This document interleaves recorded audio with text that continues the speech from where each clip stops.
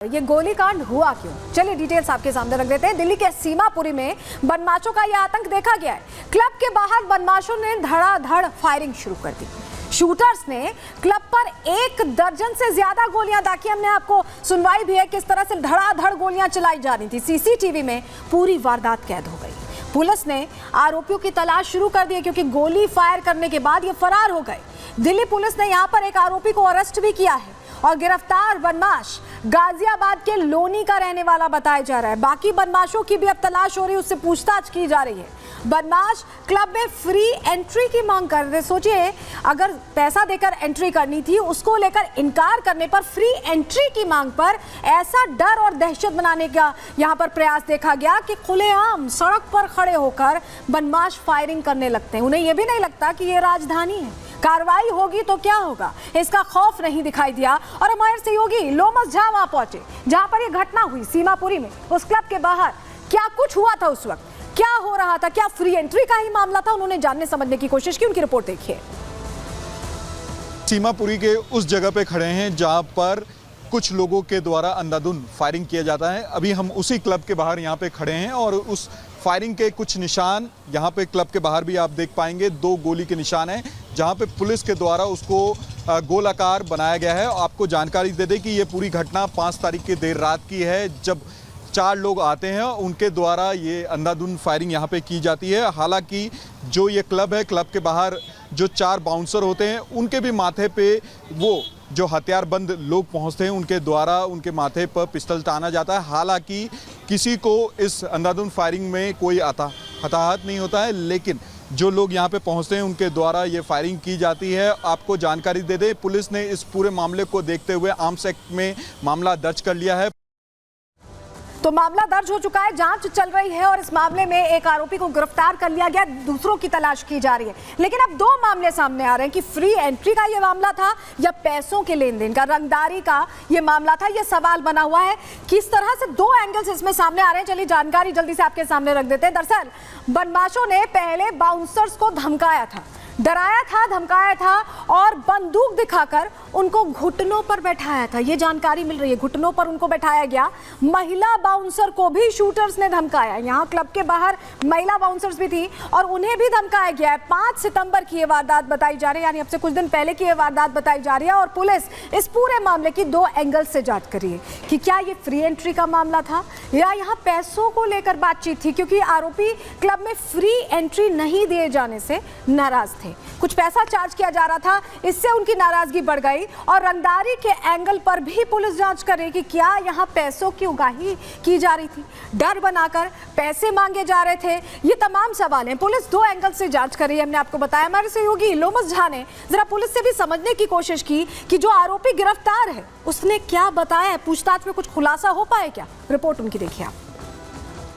यही वो कांच क्लब है जहां पर कुछ लोगों के द्वारा ताबड़तोड़ फायरिंग की जाती है। आपको जानकारी दे दें कि हालांकि इस पूरे मामले को देखते हुए पुलिस ने आर्म्स एक्ट में मामला दर्ज कर लिया है और उन अपराधियों को पहचानने के लिए लगातार जो सीसीटीवी फुटेज वायरल हो रही है उसको खंगालने का काम पुलिस के द्वारा किया जा रहा है। आपको ये भी जानकारी दे दें, पुलिस कई एंगल पे यहाँ पे जाँच करते हुए दिख रही है। पुलिस के द्वारा कहा जा रहा है कि हम हर एक एंगल पे जाँच कर रहे हैं। जो धमकी का एक मामला भी निकल के सामने आ रहा है, उस एंगल पे भी यहाँ पे जाँच की जा रही है। और ये भी कहा जा रहा है कि कोई आपराधिक रंजिश भी हो सकती है, उस एंगल पे भी पुलिस यहां पर पूरे मामले को जांच करती हुई दिख रही है। हालांकि पुलिस लगातार ही उन 4 हथियारबंद लोगों की तलाश में जुटी है जो कि उस सीसीटीवी फुटेज में यहां पे फायर करते हुए दिख रहे हैं। और ये भी कहा जा रहा है कि उन लोगों के द्वारा कई राउंड यहां पे फायर किया गया था, उस फायरिंग में किसी की भी हताहत होने की बात निकल के सामने नहीं आ रही है। पुलिस इस पूरे मामले को लेकर के जाँच करते हुए दिख रही है। अगर आप दिल्ली में अब काम करते हैं तो आपको किसी को पैसे देने पड़ेंगे या फ्री एंट्री अगर आपने करने से मना किया अपने रेस्टोरेंट में, अपने क्लब्स में, तो वहां ऐसे फायरिंग हो जाएगी राजधानी में? ये सवाल बना हुआ है। हमारे साथ हमारे सहयोगी लोमस जुड़ रहे हैं जो लगातार वहां से रिपोर्ट कर रहे थे। लोमस, सवाल यह है कि राजधानी में ये हाल हो गया है कि अगर फ्री एंट्री के लिए मना किया जाए तो फायरिंग है, रंगदारी क्या उगाही यहाँ पर पैसों की शुरू हो गई, ये हालात हो गए राजधानी के।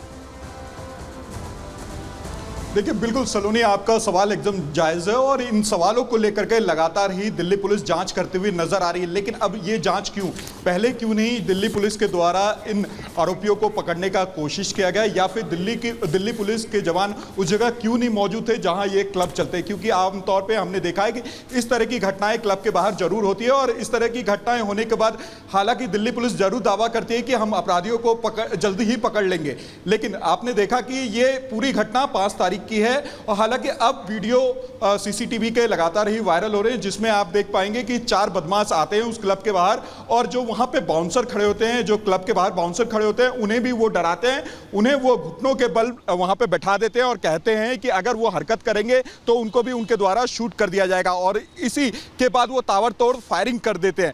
हालांकि दिल्ली पुलिस 2 एंगल में जांच कर रही है, क्या ये रंगदारी का मामला था या फिर ये फ्री एंट्री का मामला था। हालांकि दिल्ली पुलिस दावा यह भी कर रही है कि उनके द्वारा एक व्यक्ति को पकड़ लिया गया और सीसीटीवी फुटेज जो निकल के सामने आया उसको भी खंगाले कि और दूसरे जो साथी अपराधी थे वो कहां छुपे हुए हैं। और लगातार ही दिल्ली पुलिस इस सारे एंगलों को लेकर के जांच कर रही है। लेकिन सवाल ये उठता है कि दिल्ली में इस तरह की अगर घटनाएं हो जाएंगी तो दिल्ली पुलिस क्या जवाब देगी, और दिल्ली पुलिस को जवाब देना ही पड़ेगा, क्योंकि जब दिल्ली की जनता अपने आप को असुरक्षित महसूस करेगी तो वो किसके पास जाएगी। जी बिल्कुल लोमस, बहुत शुक्रिया आपका जुड़ने के लिए और तमाम जानकारियां देने के लिए। तो अभी जांच 2 एंगल से चल रही है कि क्या ये फ्री एंट्री का मामला था या रंगदारी का मामला था। लेकिन सवाल यह है कि राजधानी में इस तरह की घटना हो जाना अपने आप में ये बताता है कि अपराधी बेखौफ हो गए हैं, उन्हें डर नहीं है। तो आखिर डर कैसे कायम होगा, रिपोर्ट देखिए।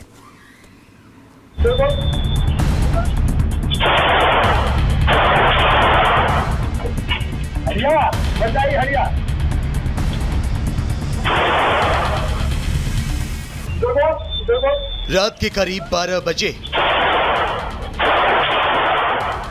हाथों में पिस्टल और 3 से 4 बदमाश क्लब के ऊपर अंधाधुंध फायरिंग करते हैं।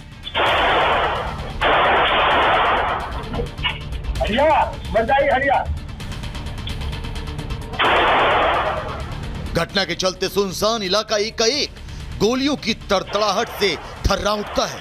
तस्वीरें दिल्ली के सीमापुरी की हैं। सीसीटीवी में साफ दिखाई दे रहा है कि हथियारों से लैस 4 बदमाश सीमापुरी के क्लब में आते हैं। एक बदमाश क्लब के बाहर खड़े बाउंसर, जिसमें महिला भी शामिल है, उनको घुटनों पर बैठने के लिए धमकाता है। इसके बाद महिला बाउंसर के सिर पर पिस्टल रखकर 2 पुरुष बाउंसरों को जमीन पर बिठाते हैं और फिर क्लब के बाहर ताबड़तोड़ फायरिंग करते हैं।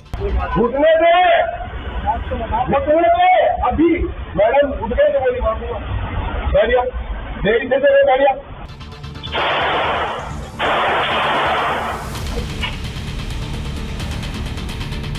हालांकि फायरिंग हवा में की गई थी, इसलिए गोली किसी को नहीं लगी।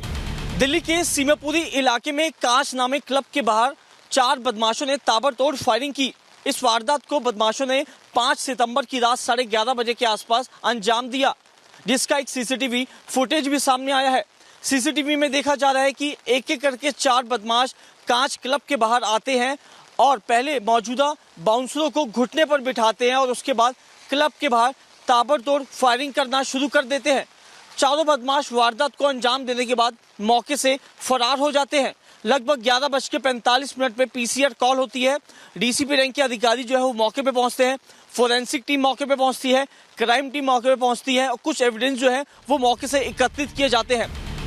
फायरिंग का मकसद क्लब मालिक को धमकाना और रंगदारी वसूल करना था या फिर कुछ और? पुलिस हर एंगल से मामले की जांच कर रही है।